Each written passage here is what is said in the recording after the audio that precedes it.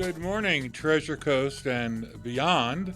If you're listening on streaming at WPSL.com, for all I know, you might be in Brazil. Welcome to another edition of Ask a Lawyer. I was absent last Friday.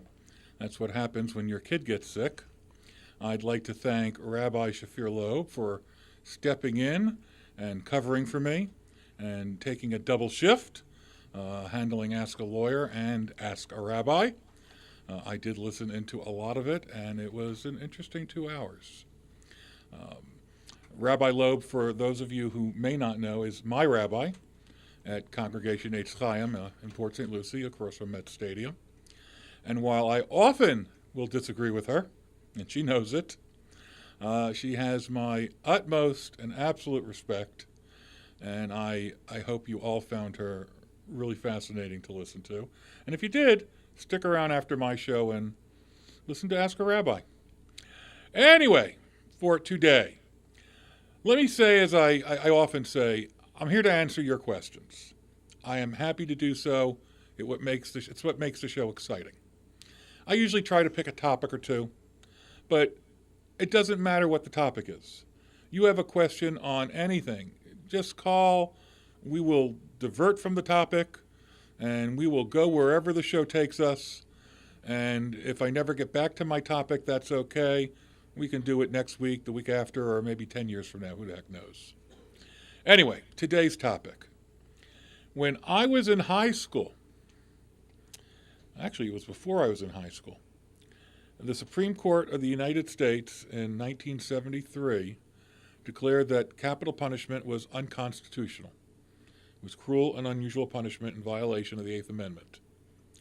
In 1976, the Supreme Court reversed itself and declared that capital punishment was again constitutional, although you had to make sure certain things occurred, and there were lots of restrictions, and those got ironed out and resolved as best as they could be. Now, did they leave it to the states at that point? Not completely. Okay. Every decision gave more guidance. You know, the initial decision overruling 1973's decision was Furman versus Georgia, which outlawed capital punishment.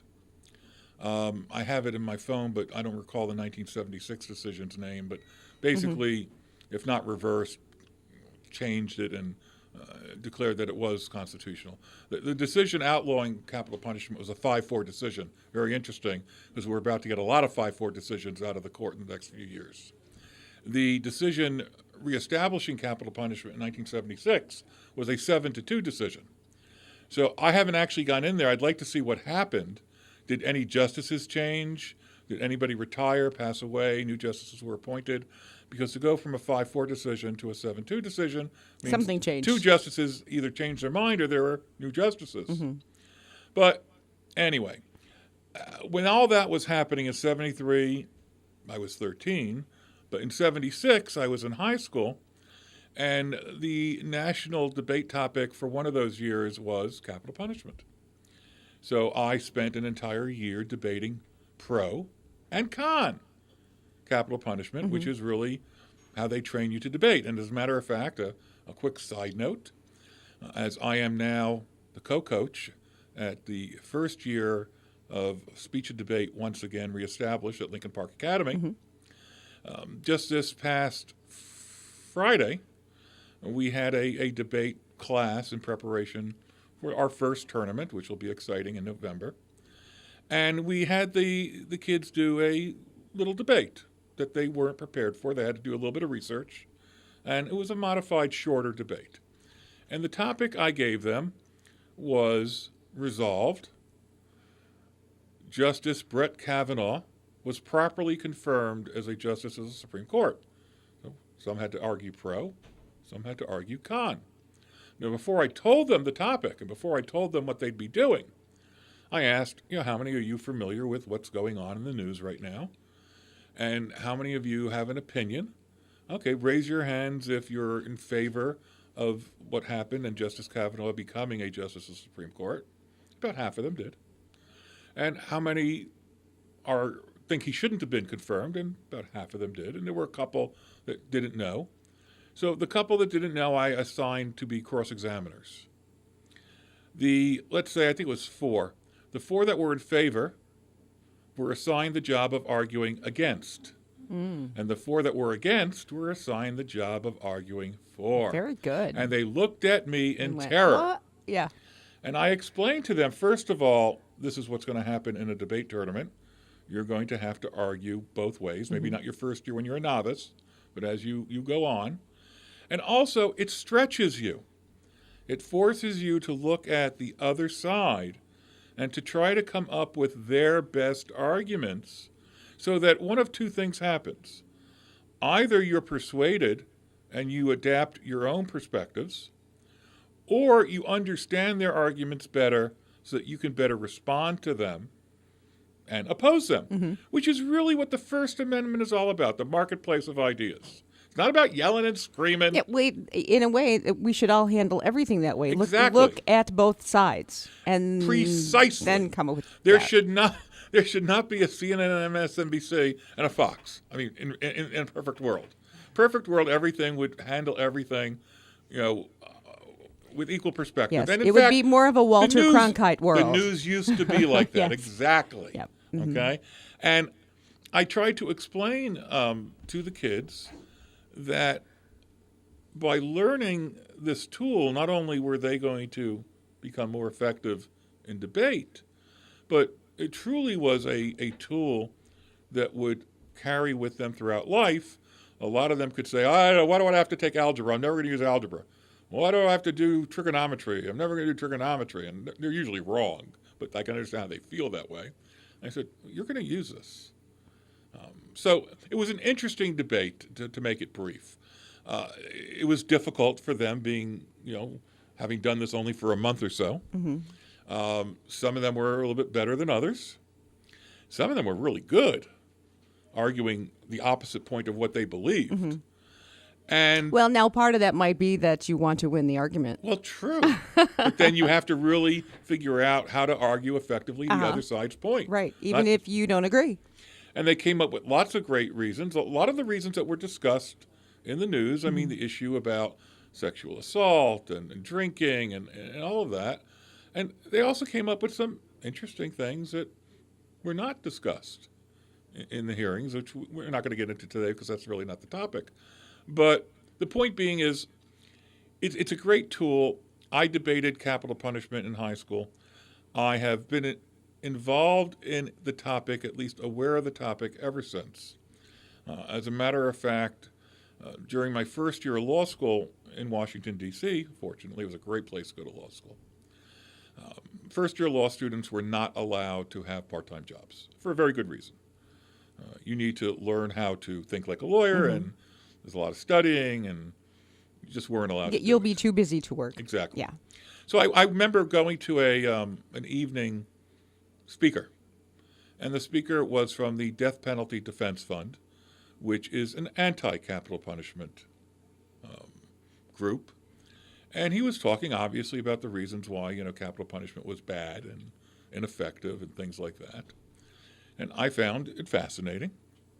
And afterwards, I went up to him and, was waiting patiently to ask him a question or two. And the dean of the school was standing next to him, and I'm not the type that's easily intimidated by that. And I also knew the dean because she was my torts professor. It made it easier. And I asked him a couple questions, and he asked me whether or not I would like to intern, for 5 hours a week at the Death Penalty Defense Fund. And I said, I would love to, but I'm not permitted to. I'm a first-year law student. And the dean spoke up and said, well, we'll make an exception because I'm not concerned about your grades. I said, okay, thank you. Yeah. So I did, and what did I do? All I did was some research assignments, the exact same thing that I would be assigned in class. He'd have a case that they were working on. He'd give me a couple small research assignments. I'd write a memo. I'd give it to him. That was more like extra credit. Well, but it was an opportunity. I knew what the cases were about that he was giving me. And there came a point in time where I had a class in contracts, and it was like a double class, so you had a break in the middle. And I had turned in something and was waiting for my next assignment. And I called him right before class started, and I said, I sent you the memo. There wasn't any email those days, so I must have delivered the memo. And I said, do you have another assignment for me? He says, well, I'm not sure. Call me in about an hour and a half. Our client is scheduled to be executed in 60 minutes, and I'll know then whether or not he's still alive. If so, I'll have an assignment for you. If not, we'll have to look for the next case. So I went back to class. I don't think I heard anything the professor said for the first half of that class. I was waiting to go to the payphone with my dime or my quarter, whatever it was, to call and find out, was my client still alive? And to me, it was my client. Right. I mean, I had only done a couple of research memos, but it was my client. And I remember thinking, wow, these people in this class, they're all listening to contract stuff. And I have to make a call in an hour to see if my client is living or dead. It really was a mind-blowing experience. And look, I called back in the break and gotten a stay of execution, okay, which, as we know, often happens. So you still had a client. I still had a client. Yeah. And it basically petered out, and that was sort of near the end of my experience with the Death Penalty Defense Fund, but it's one, obviously, I remember to this day. Now, I have always been anti-capital punishment, but the reasons have changed. And the topic is coming up today for a reason, which I'll mention in a moment. My reasons initially were not, it's unfairly applied, it's inefficient, it doesn't deter, it costs more to execute than to keep somebody in jail for life, which is true, because with all the well, they leave them linger for way too long. Well, wait, and with all the permitted appeals that you have to assign counsel for, and with keeping them on death row, it actually costs more to execute a prisoner than it does to keep them in jail for 20 or 30 years, which a lot of people just refuse to understand or believe. But anyway, my reason initially was, we say that our penal system was designed for rehabilitation, predominantly. I mean, punishment to some extent, but predominantly for rehabilitation. And at least as a teenager and a young adult, my perspective was there's no rehabilitation with capital punishment. Okay, you're gone. Yeah, but there's no repeat offenses either. Okay, but that's the other part. That's retribution. That's punishment. This is what I argue. If we are going to say as a society that the predominant goal of our penal system is rehabilitation, then capital punishment is inconsistent with that philosophy. And I always said, and we have done this as a society, if we were to change our fundamental perspective on the goal of prisons to punishment, to retribution, with hoping for some rehabilitation, because it is tough, then, okay, that argument of mine would fall by the wayside. And it did. So then I started looking at the other things, effectiveness, how it's applied. And that is really what has happened now, once again, with the Supreme Court in the state of Washington. Yesterday, a decision came down in the state of Washington declaring its capital punishment statute or constitutional provision unconstitutional. Why is that significant? It's only the state of Washington. Though far away. The demographics of that state have changed as well. Right, but that's not really the reason. At this point, we now have approximately 17 states that have declared capital punishment unconstitutional under their own state constitutions. We have approximately another 17 states that, while capital punishment is legal and on the books, has not been utilized in at least 5 years. So we have, give or take, 34 or 35 states in this country where there has been no capital punishment for more than 5 years. So what does that leave us? It leaves us with another roughly third of the country, okay? 15, 16 or so states that do occasionally execute somebody, or at least has done so within the last 5 years. What the research has also discovered, and I came across this all by looking up at the opinion of the Washington Supreme Court and articles and things that were referenced as a result of it, those other states, only 4 states really do executions. Those other 13 or so, 1 here, 2 there, it's rare. So in the United States... But when they leave them sitting there for 15 or 20 years before they get around to doing these things, time goes by. Well, okay, but if you always have people on death row, so if you're going to execute, there's always going to be reasons to execute. Mm-hmm. One individual might be there for 20 years, but if you have 20, then there should be a parade of executions. Yeah, I would want my 22 if I was sitting there. I know.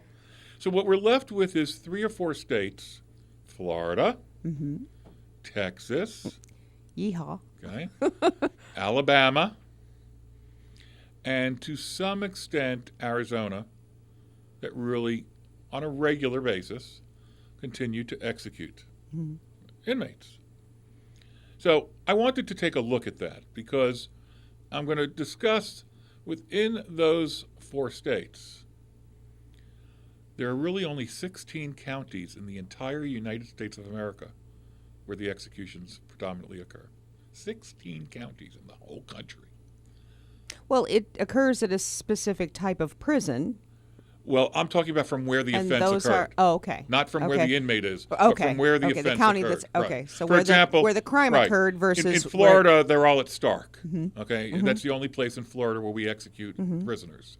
But I'm talking about, if you committed the offense here in Port St. Lucie, ultimately you're sent to Stark, but the offense was here in St. Lucie County. Okay.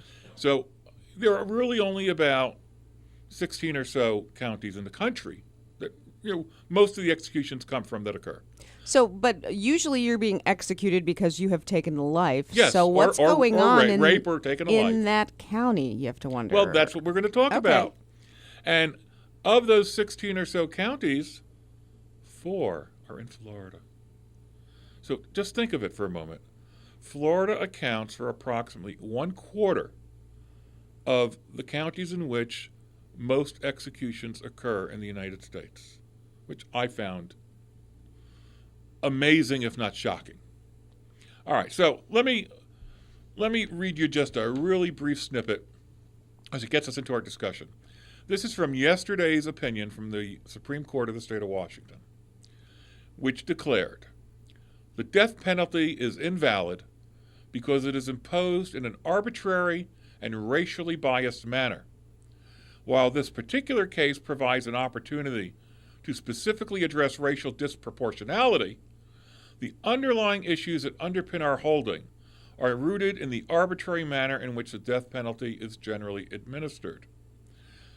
The use of the death penalty is unequally applied, sometimes by where the crime took place, or the county of residence, or the available budgetary resources at any given point in time, or the race of the defendant.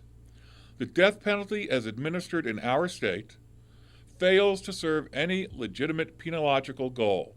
Thus, it violates our state constitution. But nowhere in there did they say the people committing those crimes. You wouldn't be sitting on death row if you didn't commit a crime. The crime is given. That's not the issue. The issue is the punishment. But how does race come into it? Because wait, grasshopper. Okay. Wait, patience, my grasshopper. You have all my information. I'm just sitting on the edge of my seat. Now, I'm going to give you one example. This is the only other quote I'm going to give you from the opinion of the Supreme Court of the state of Washington. From December 1981 through May of 2014, special sentencing proceedings in Washington state involving black defendants were between 5.5 and 4.6 times as likely to result in a death sentence as proceedings involving non-black defendants, after the impact of other variables included in the model had been taken into account. So what they're really saying is, when you look at apples to apples, let's say a violent murder, in the state of Washington over the course of 34 years, they found that black defendants were 3.5 to 4.5 more times more likely to be sentenced to death. Why? How is that occurring? It's way out of proportion. It's not a little bit. Something must be rotten in the state of Denmark, or at least I would think it begs for somebody to look at it, which is what they did, and why the Supreme... Now, in this type of case, you have a murder trial. Is it the judge who, or the jury? Different states. Who Different decides strokes for the different punishment? folks. In one of the more recent decisions of the Supreme Court, and I don't have the name, I have it, in my phone, it was determined that judges or juries could determine the death sentence. In other states, death sentences by juries were either recommendations to the judge or were final. And in some states, the juries had to be unanimous, and in some, they didn't have to be unanimous. Which surprises me, but okay, that's just me. And then sometimes deals are made. Like if this person has That's plea information on bargaining. another person, I don't want the death penalty, I'm going to give you this information. You're right. I mean, how often does that happen? But And we're that's- not privy to that information. That's plea bargaining.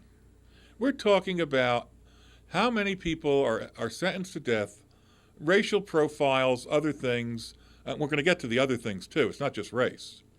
And when you add them all up, doesn't it spell a real problem? Which it does, particularly if you are, those of you who may be aware of things like the Innocence Project, which look for unusual cases where it appears that somebody who has been convicted and sentenced to death may actually be innocent. Not just they should get a life sentence, but they may actually be innocent. Mm-hmm. And with the advances of DNA, Sure. it's amazing. Mm-hmm. There have been innumerable instances over the last 10 years where people on death row were exonerated, found innocent. Now, to me, that comes down to a very simple proposition. If groups like the Innocence Project had not found out and found this in time, that person would have been executed. You can't reverse an execution. This person would have gone either to the gas chamber or to the electric chair, which are the primary sources today of execution, not only screaming their innocence, but knowing in their heart they were innocent and they were about to be killed by the state, by the government. How many lives do we get? I mean, it is abhorrent to kill anybody, and if you're going to murder, And yet abortion comes to my mind. This is not about that topic. Yeah. It is abhorrent to commit murder. It's abhorrent to commit rape. Mm-hmm. But isn't it also abhorrent to execute a person who didn't do anything? And there's a famous justice. I might be wrong. I think in the back of my brain, Oliver Wendell Holmes is jumping out at me, who said something to the effect of, it is better to let 100 guilty people go free than execute a single innocent person. It's just the basis of our system. We make it hard, proof beyond a reasonable doubt. We make it hard to convict in anything because we would rather, sounds horrible, but yet you wonder what happened in that in that part of the process, what went wrong. Nothing went wrong. It was just a sentence of death. I mean, if we're talking about the innocent people, okay, something went bad defense attorneys or inadequate funding or, witness misidentification or racial bias or who knows, okay? That's for those who are innocent. The predominant issue with capital punishment is those who are guilty. And what do you do with them? Do you execute them or do you let them rot in jail for the rest of their life? I'm not some pansy, I can't say the next word, pansy posterior liberal who says that they should go to Club Fed and have tennis courts and brunch and mimosas on Sunday. No, they should rot in uncomfortable circumstances that are at least constitutional, minimally acceptable. Mm-hmm. I think very organized institutional living That's fine with me. and quiet and clean, which we don't have in our prisons too. Okay. But, that's the choice between You execution or you life. killed somebody. Be quiet. No Okay. yelling from your cell. Shh. So now we get to how do we get to this decision as to whether we do this or not? So let's talk about what has happened that led up to the Washington State decision just yesterday. And it appears that, as I mentioned, a lot of states, have recently abandoned capital punishment. And I have here, it says, though the majority of states still retain capital punishment, few of them actually have used it in recent years. There are only 16. There are even 16 states that haven't executed a single prisoner since 1976. It would be interesting to find out too if management of the prisons, if their ideas have changed, because you work for 25 years for one company and then you Again, that's you move management, though. on. The punishment is But what- determined by the courts. Okay, but to carry out the punishment, you have people lingering in your jails. Maybe the person running the jail at the time doesn't believe that they should do but it. they don't have any say in it. Okay. Either a court stays execution, or they are told to carry out the execution. So that day comes no matter who's running the prison. That day comes no matter who. If the warden will not carry out the order, that warden will be replaced. Okay. I just wondered if it was No. Anyway, we are going to deter and take a little sidestep, which is wonderful. We have Pat on line 1. Hello, Pat. Hello. How can I help you? I'm going to take it for granted you've got a whole lot more education than I do. Well, one way or the other, it doesn't really matter. But- We can all look at issues from different perspectives. Yep. I could do a report in 25 words. It would take you 5,000. Well, that's That's why okay. lawyers. That's why lawyers write a brief, But and he it takes gets paid- 5,000 words. But he gets paid for that. Right. But what I'd like to know is, do you believe in an eye for an eye when there is no doubt who poked the eye out? All right, I am going to answer that question directly. I'm not going to answer it evasively like some nominees for the Supreme Court did. I took a look before I came in this morning to see, what my religion's perspective was on it in Judaism, and it is in the Torah that capital punishment is permissible. It is rarely utilized, but it's in the Torah. And I know eye from an eye comes from the Bible. And why do you think that would have been the law way, way, way, way back? Maybe because they didn't have really good prisons. I don't know. If it's in the for me, Maybe if it's because in they wanted to keep the rest of the area, less people getting their eye put out. all right, and so that's a deterrence argument. So then you Correct, have the question of correct. does it really deter? Yeah, they didn't have facilities to Right. hold people. Okay, Yeah. and a part of me asked myself, well, if it's in the Torah, who am I to argue with God? Okay, but we're in a civil law society, and so When you have people that you see on camera shooting people in airports, I hear you. I hear you. I agree with you. The standard question to people like me who oppose capital punishment is, well, how would you feel if it was your family member who was murdered or raped or something? And the emotional response is, I'd want them dead, and I would probably do it myself if permitted. not 20 years later. You're right. You are absolutely right. Okay? If I had the opportunity, after watching something like that happen, to take vengeance into my own hands, I would probably do it. But that's the emotional reaction, not the logical reaction. And Or the law. from the law, and from the perspective of logic, I would say, no, I don't agree with an eye for an eye and a tooth for a tooth. And if you listen to Ask a Rabbi, and if she's listening right now, either she can call in or she can handle it on her show. An eye for an eye, a tooth for a tooth doesn't mean what it says literally. Now, I am not enough of a student of the Bible, of either the Old Testament or the New Testament. You know what I love about life? What? I go through life thinking, damn, if there was just a little bit more common sense. Well, that is true. I agree Well, with that. we wouldn't have the crime in the first place if people were using common yes, sense. if people were using Yeah. common sense and respected, the rights of others and, live free and, understood that their freedom ended at the beginning of the other person's nose, Correct. then, there'd be a lot less crime and a lot less reason to discuss these issues. So I agree substantially with a lot of what you're saying. I don't agree with what I think is your end conclusion, which is that's a reason for utilizing the death penalty. If we saw, look, I mean, let's bring it close to home, okay? Stoneman Douglas. We know exactly what happened. There isn't any question about it.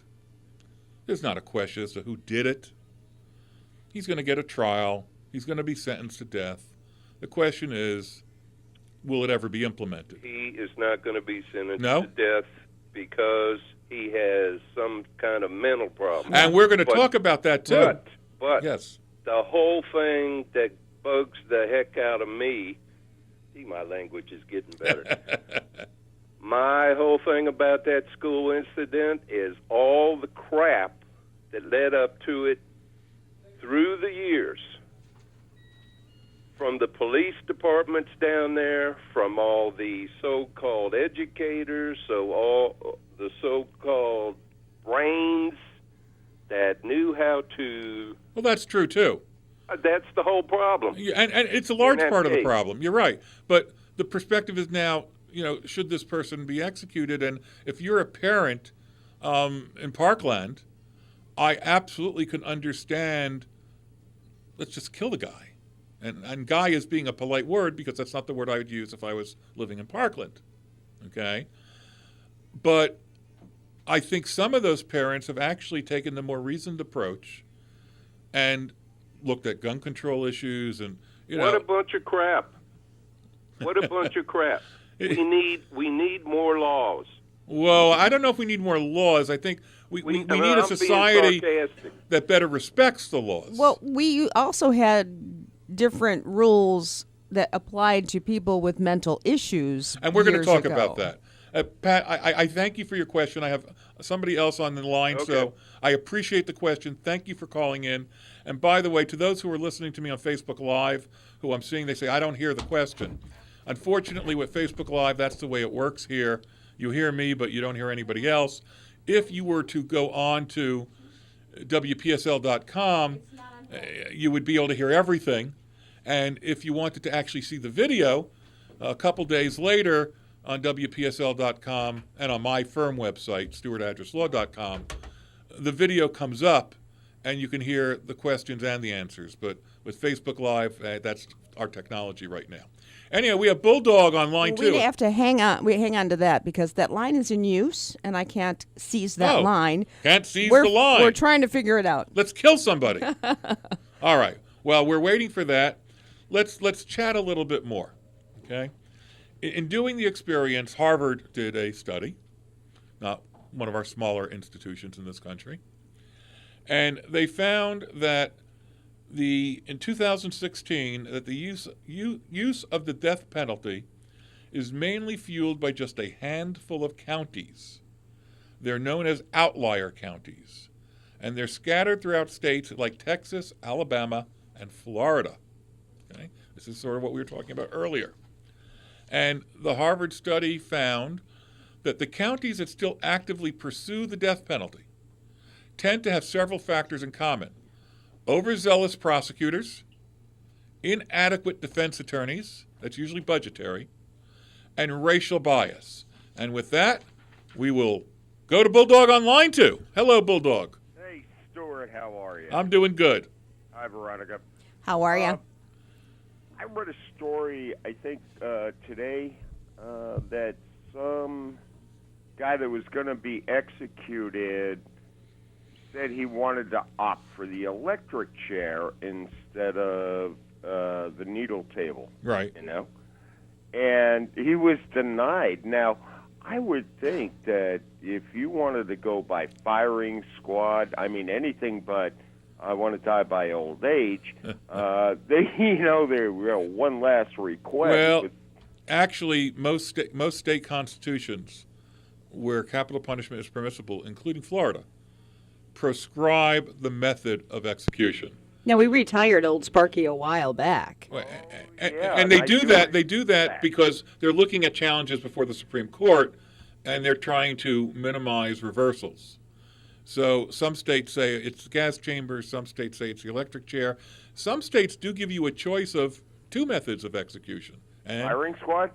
there are, I think, one or two states that still use the firing squad. Yes, I know that. I do remember that after capital punishment was reinstituted in 1976, when I was in high school, the first person to be executed since it was reinstituted was Gary Gilmore in Utah, who was executed by firing squad. And I remember being in my car and listening to the news and hearing when the report came in that he had just been executed. And I remember, frankly, being repulsed by the idea that somebody was stood up and blindfolded, and a whole bunch of people stood at him with guns, and really only one gun had the bullet. That's the idea. So you don't really know who was doing right, the executing. right. As far as And we shot that way. You know. But I remember the Gilmore trial, and it was grisly. Yeah, and his crimes were grisly. But then, by the same token, you know, you can look at what's the most. Are we trying to do it the most humane way? No, I don't think we have to do it the most humane way. All we have to do is do it in a manner which is not cruel and unusual punishment under the Eighth Amendment. That's if we're going to do it. And that's really the question that sort of I'm presenting here, given what occurred yesterday and, you know, given the newer studies that are coming out. What is the Eighth Amendment? Would you refresh? Please? It's cruel. It's the prohibition against cruel and unusual punishment. Okay, does that only apply to, some people, or is that? No, gosh, no. No, it applies to everybody. The amendments generally apply to the federal government, but through the 14th Amendment due process, they are made now to apply to the state governments as well. So I guess, if you do something heinous and you want to take firing squad, you do it in Utah or something like that. I guess you can pick your poison, as they say. Well, that's a good choice of words. I will admit. And there are also cases, not just of people that have been found innocent. There are cases of botched executions all the time. There are cases of the electric chair that doesn't work quite well, and they have to do it 2 or 3 or 4 times. And then the question becomes, is that cruel and unusual punishment now? Well, I think it is for the family if they're in the gallery. Well, maybe for the person being executed as well, which makes it then, at that point, illegal. True. There are issues where the gas chamber doesn't work because I remember in particular there's one chemical that is no longer readily available. So some states, including Florida, went to a vendor and got like in a generic. Mm-hmm. And it didn't work very well. And there was a lot of choking and suffering. And 30 minutes later, the person's still alive. And, emergency petitions. But they should have let them then continue to use the product that they were using before. Well, if for whatever reason, I don't know, but it wasn't available. So then the state made a decision to substitute. Mm-hmm. I think the pain and suffering of watch him do whoever do a lengthy death versus a quick and quiet, I think that would be pain and suffering that the... Right, but we don't look at pain and suffering of the people who are watching the execution, even family. The cruel and unusual punishment is applied to the person on whom it's being inflicted. And so the question becomes, if you need 3 or 4 tries of the electric chair to kill, at what point does it become cruel and unusual punishment? If you need 30 minutes to execute by lethal injection instead of 2 or 3, at what point does it become cruel and unusual punishment? If you need 2 or 3 tries in the gas chamber, at what point does it become cruel and unusual punishment? And then the threshold question isn't even that. The threshold question is, should we have the death penalty at all? And that's the topic of the show.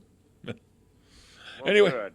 Thank you, Bulldog. I appreciate it. You have a great day. You sir. too. Take care. So we were talking about the studies that were focusing on what were the reasons.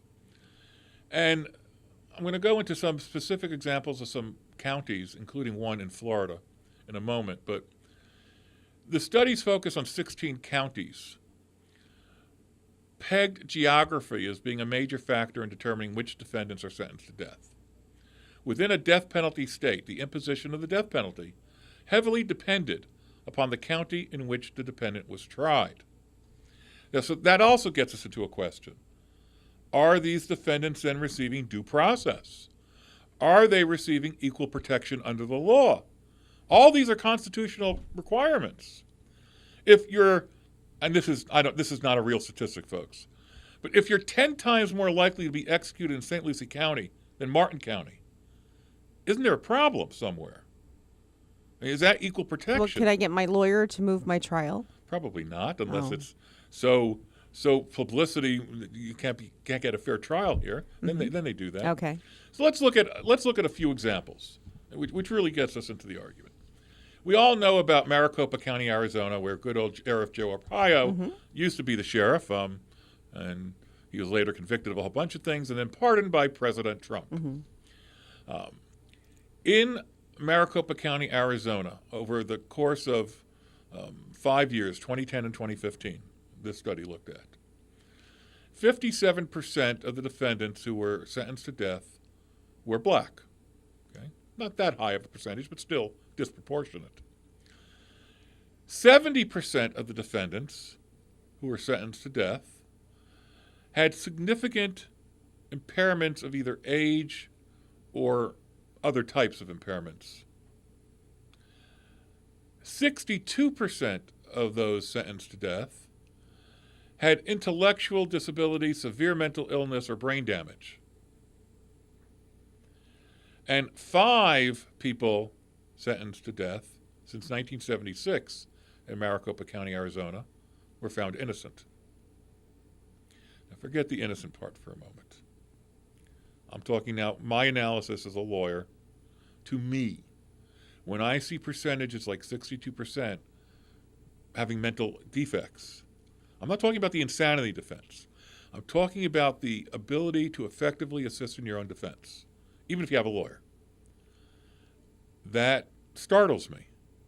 That makes me question whether or not these individuals are truly getting a fair trial, whether they're capable of getting a fair trial. And these are issues that the Supreme Court has addressed. I would have to see the case, because if they seemed as though they had their faculties during the course of the crime, But aren't they entitled to assist in their own defense? why Because wouldn't they're not guilty yet. They're not found guilty yet. So if they have brain damage or these other types of things, severe mental illness, and they can't really effectively assist in their own defense, do they not prove this with a doctor's examination? this is not an insanity defense. Okay. Okay, so it's not a legal defense. They could not get any relief as a result of this. It doesn't exist unless you're found to be mentally incompetent. You don't get relief. What this is saying is that even without that, you had in at least in Maricopa County during those 5 years, 62% with severe mental illness or brain damage, and 70% with a variety of other combinations of impairments. Well, let's look at Duval County, Florida. Okay? One of the top 5 counties for executions in the United States, or at least from where the crimes were committed. 87% of those sentenced to death between 2010 and 2015 were black. But what is the demographics in that county? 87% of the people charged with a similar crime. So that means a white's charged with a crime, a black's charged with a crime. Of those people, the ones sentenced to death, 87% of them were black. So it's not the demographics of the county. It's taking apples to apples. Demographics of those committing crimes in that county. No, but I'm saying is if you had 100 people sentenced to death, 87 of them were black. Or, I'm sorry, I rephrase that. If you have 100 people charged with capital murder, 87 of the ones who got sentenced to death were black. That statistic, I'm sorry, jumps out at me as, the word is so overused, shocking. Okay? Let's go further. 48% of them had severe mental illness or brain damage. And in Florida, where we do not require a unanimous jury for the recommendation to the court for the imposition of the death penalty, in Florida we have a bifurcated system, and I'm not a criminal defense lawyer, so if anybody's out there wants to correct me if I get this a little bit wrong, I'm happy to be corrected. First, in Florida, we try the crime, guilty or not guilty. Mm-hmm. If guilty, then we have another mini trial as to punishment, life or death. Mm-hmm. And in some states, that jury has to be unanimous, just like it had to be unanimous to convict. In Florida, it has to be unanimous to convict, but not to recommend death. Okay. So, in Duval County, Florida, of those African Americans who were sentenced to death, 88% were in non-unanimous juries. That means that even in those juries where people voted to convict them, at least 88% of them had some jurors who did not believe the death penalty was appropriate. And they And had what been, do they do? Majority rule? Yes. Okay. And they had been death qualified. In other words, in Florida, like in most states, when you're doing voir dire before trial starts, you have to be death qualified in a capital case. And that means that you get questioned about your views on capital punishment. And you get questioned as to whether or not you could impose the death penalty if the facts warranted it. And lots of people are excused because of biases which they... Look, if I was called for jury duty, in virtually every situation I could say I could follow the law and I can do what the jury instructions tell me to do. But if I was on a jury duty in a capital case, okay, I would say I'm strongly against the death penalty. So then the next question essentially is, if you were instructed that the death penalty under these circumstances was appropriate, could you vote in favor of the death penalty? It's death qualifying. My answer would be no, and I would not be on that jury. Mm-hmm. Okay? So of all the people they were all death qualified. 88% in Duval County were non-unanimous juries. And to me that says, if somebody is screaming out this is not an appropriate case to execute, how the heck do we execute? I'm sorry, I don't understand that. Maybe I'm a pansy, whatever, liberal, but I don't understand that. Okay? Mobile County, Alabama, not that far away. Okay? 70% of those sentenced to death had significant impairments of age or otherwise. 60% had severe mental illness or brain damage. And 80% were found guilty by non-unanimous juries. Again, okay? There's one more here of one of the top counties. Now, when you say 87% or whatever percent, how many murders are we looking at? I mean, how many are sitting on death? I mean, is it 87% of 20 people? I don't have the answer See to that? that. Okay. Yeah, I mean, right. you're right. There are statistics that can be lying. I mean, because there can't be like thousands of people. Well, there are thousands of people on death row, not in every state. Right. Okay. Okay. But I'm sure the statistics are there in the study. I didn't dig deep enough into that to have an answer to that question. Mm-hmm. That would be how I'd respond if a judge was asking me. Okay? You can't BS a judge. If you do, he'll never believe you again, or she will never believe you again. In Riverside County, California, good old liberal California, my goodness gracious, 76% of those sentenced to death were of color, black. 55% had significant impairments of age or otherwise. The percentage with regard to severe mental illness or brain damage is substantially lower, 23%. And one person since 1976 was exonerated and found innocent. So even in good old liberal California, where there are pockets of definitely very conservative areas, we all know that. But they keep quiet about it. Well, it's they know what's good sometimes for them. in criminal cases they do county shop. The state likes to get in big publicity cases like OJ. The state likes to move for a transfer of venue to counties where there's a prison, because then you have a lot of law enforcement people in that county, and they're much more likely to convict or vote for death. But as we are winding down the show, what to me is the whole reason for all of this? What is my purpose?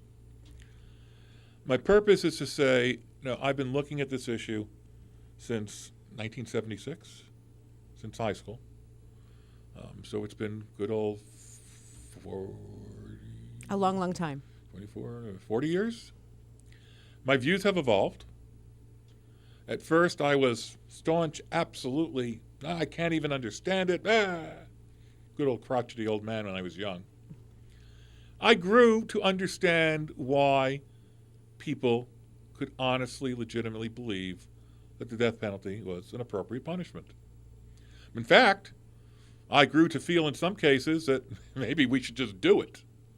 Okay, so it's not that my views haven't evolved. But when I once again am forced to go back and look at the facts, and look at the statistics, look at the racial disproportionality, look at the disproportionality of people with mental defects or brain damage, look at inadequate defense counsel because of budgets that are not applied. I have to hope that you're not totally sane when you decide to take a life anyway. Well, you're not supposed to be totally sane, but that's not the question here, really. I mean, The question if here it's is the accidental, punishment. then it's manslaughter. It's not murder. You're so right. murder's planned. Well, there are unplanned murders, but then there's premeditated murder too. That's usually the only one you'll get capital punishment for. Okay. But when you look at all those factors, and then by the way, we didn't even address this and we don't have time with 1 minute. There is ample evidence that the death penalty is not a deterrent and that the rates of murders and rapes are equal in states that have the death penalty and neighboring states that don't have the death penalty. So the argument that it's a deterrent is a bunch of hogwash. Anyway, I appreciate the calls. Thank you for listening. I hope you all have a wonderful weekend. Give my good old paralegal Cheryl a call at 772-781-8003. And I will be back next week with some crazy topic. We'll talk and you can give me a call and ask a lawyer. Thank you. Have a good weekend.